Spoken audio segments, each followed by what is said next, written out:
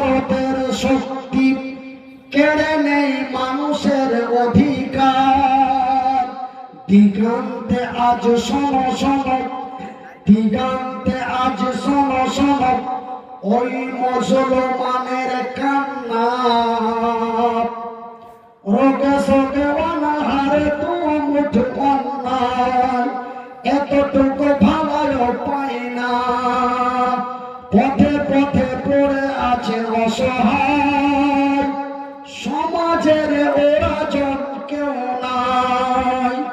ওই সব মানুষের মুক্তির জন্য, ওই সব মানুষের মুক্তির জন্য জিহাদের ময়দানে চলো, চলো চলো মুজাহিদি চলো, জিহাদের ময়দানে চলো, শহীদের ঈদগাহে চলো। সম্মানিত ও যোগ্যতম আজকের সভার সভাপতি মহাশয়,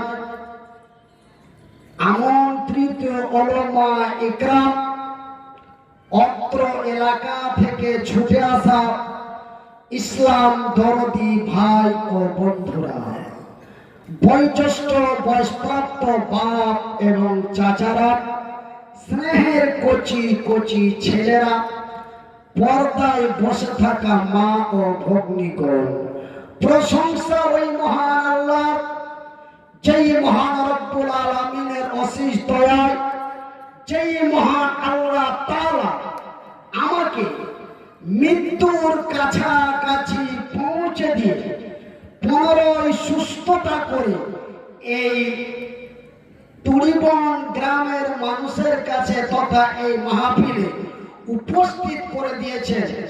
তাই সেই মাবুদের শুকরিয়া আদায় করে বলি আলহামদুলিল্লাহ। অতঃপর তার প্রিয়তম রাসূল, দো জাহানের নবী, নবী মুহাম্মদুর রাসূলুল্লাহ বলুন সাল্লাল্লাহু আলাইহি ওয়াসাল্লাম।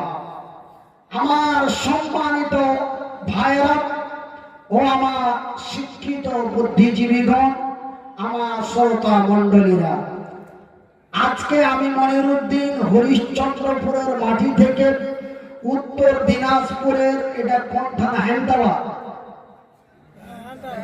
এই হেমতাবাদ থানার অন্তর্গত তুরিবন গ্রামের মানুষের কাছে আমার বিনীত অনুরোধ যে ভাই, আমি মনিরুদ্দিন, আমাকে একটা কথা বারবার বলার চেষ্টা করাবেন না।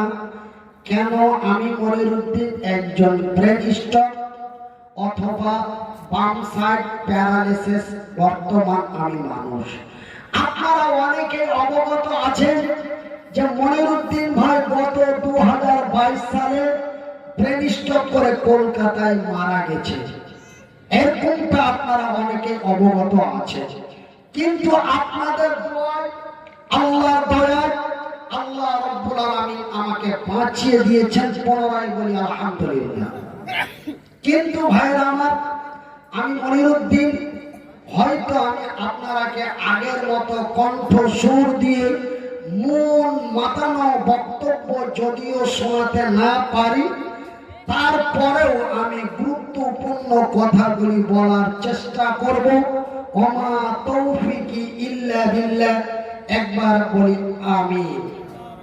আমার ভাইরা, আমার বন্ধুরা, আল্লাহ রাব্বুল আলামিন বলেন বিসমিল্লাহির